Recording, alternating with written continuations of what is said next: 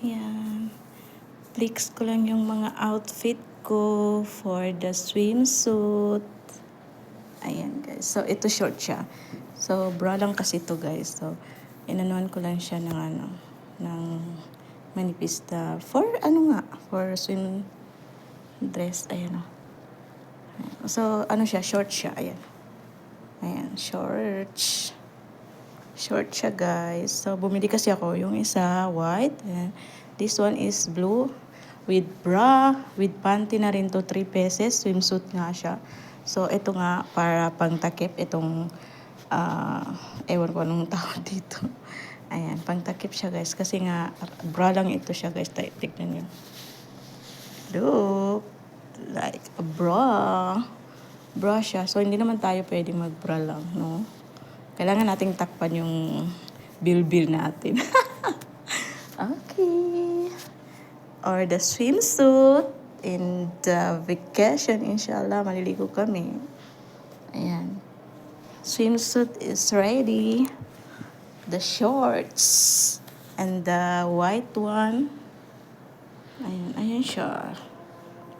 And ang ganda nito in person, guys. Yung brand niya, ayan o.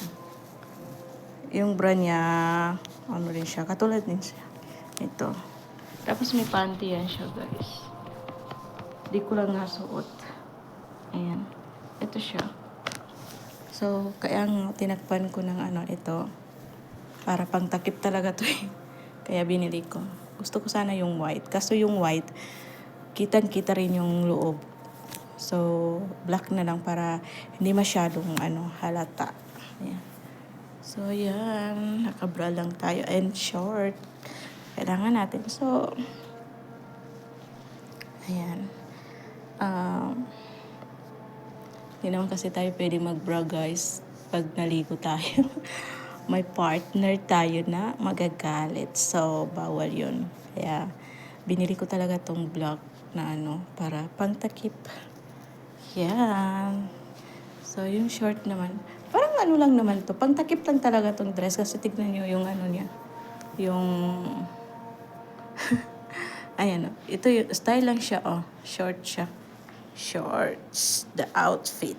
Check.